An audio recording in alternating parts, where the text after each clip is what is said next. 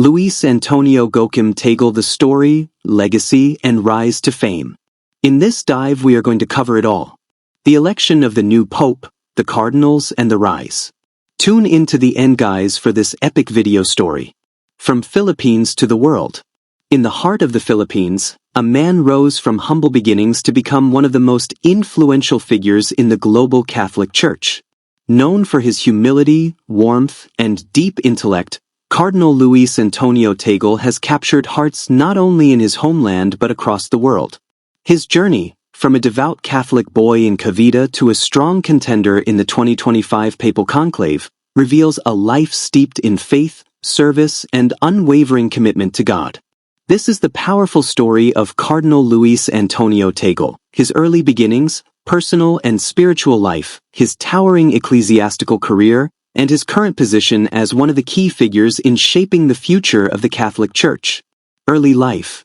Luis Antonio Tagle was born on June 21, 1957, in Manila, Philippines. Raised in the city of Imus in Cavite, his upbringing was deeply rooted in Catholic values. His father, Manuel Tagle, worked as a banker, while his mother, Milagros Gokim, a native of China, came from a devout Catholic family. The Gokim lineage adds a unique cultural dimension to his story. He is of mixed Filipino and Chinese descent, a heritage that has shaped his inclusive worldview. From an early age, Luis Antonio exhibited qualities of reflection and compassion. His spiritual inclinations were evident, as he often attended Mass and was active in their local parish. The seeds of priesthood were sown early in his heart, nurtured by the Filipino Catholic tradition and the vibrant religious life that surrounded him. Tagle attended the Jesuit-run Ateneo de Manila University, where he pursued a degree in pre-divinity. Later, he entered San Jose Seminary, the same institution that trained many of the Philippines' top church leaders. From there, he completed his theological studies at Loyola School of Theology. But Tagle's academic journey did not stop there. He later earned his doctorate in sacred theology from the Catholic University of America in Washington, D.C., focusing on the ecclesiology of the Second Vatican Council. His thesis on episcopal collegiality, a concept central to the unity and shared leadership within the Church, would later prove pivotal in shaping his pastoral approach. Personal life, highlighting humility and service. Although Cardinal Tagle has never married, as is the tradition for Catholic clergy, his personal life is filled with warmth, humility, and a deep sense of family. Despite his global travels and prestigious positions, he remains closely connected to his family in Cavite, often referring to them in his homilies and public talks. Tagle is known for his disarming simplicity. He shuns extravagance and is often seen smiling, joking, and hugging people in crowds. He is affectionately called Chito by those close to him, a nickname that reflects his approachable nature. Fluent in Tagalog, English, Italian, and Latin, he uses his linguistic skills not for pomp, but for deeper connection and understanding. He is also a gifted musician and singer, often integrating music into his ministry. His down-to-earth style, coupled with his scholarly depth, has made him one of the most beloved figures in the Catholic world. Ecclesiastical career. Climb to the Vatican. Cardinal Tagle's ecclesiastical career has been marked by rapid ascent and global influence.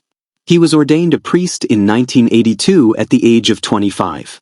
In the years that followed, he served in various capacities as a pastor, professor, and seminary rector, always with an eye toward deeper theological insight and pastoral care. His rise within the church hierarchy accelerated in 2001, when he was appointed Bishop of Imus. During his tenure, he became known for his hands-on pastoral style, often mingling with ordinary people, visiting poor communities, and riding a simple bicycle to work. His humility stood in sharp contrast to the often hierarchical nature of church leadership. In 2011, he was appointed Archbishop of Manila by Pope Benedict XVI, a position of tremendous influence in the Philippines, the third largest Catholic country in the world. Here, he championed issues such as poverty, social justice, and interfaith dialogue. He was not afraid to speak out on national issues, including corruption, violence, and human rights violations. Then came a historic moment. On November 24, 2012, Pope Benedict XVI elevated him to the rank of cardinal.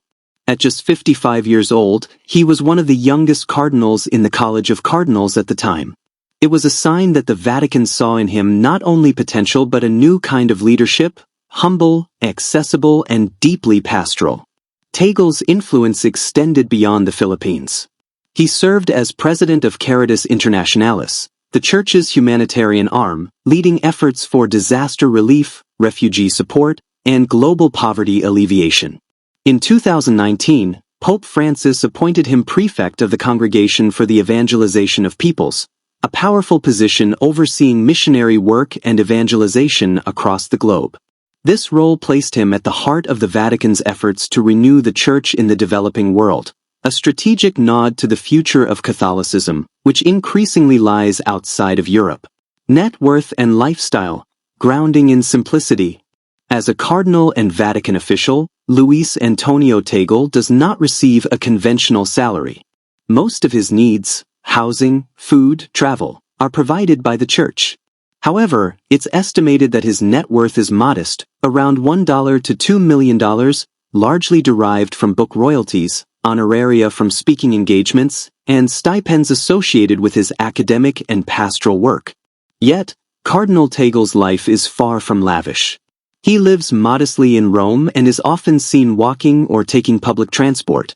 He wears simple clerical attire and continues to prioritize a life of humility and service. In an era where religious leaders are often scrutinized for wealth or extravagance, Tagle stands out as a model of integrity and transparency. The 2025 Papal Conclave, a church at a crossroads. As the Church enters a crucial period in 2025, all eyes again turn to Cardinal Tagle. The resignation of Pope Francis due to health reasons triggered the calling of a new papal conclave, a sacred, closed-door gathering of cardinals from across the world to elect a new pope. This conclave comes at a time of great tension and opportunity for the Church. Facing growing secularism, internal divisions, and pressing global issues like climate change and migration, the need for a strong, unifying, and visionary leader has never been more urgent. Cardinal Luis Antonio Tagle is widely regarded as one of the leading papabili, a term used for potential candidates to become the next pope.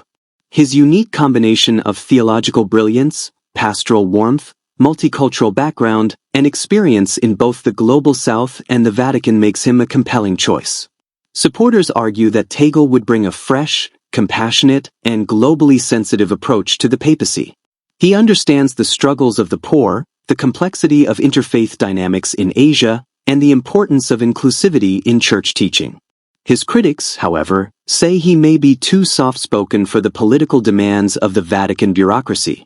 Others question whether the Church is ready for a non-European pope after the historic tenure of Pope Francis from Latin America. Yet, in the halls of the Sistine Chapel, where the whispers of the Holy Spirit guide the minds of the electors, Cardinal Tagle's name echoes with reverence. His humility, vision, and heart for service speak louder than any campaign ever could.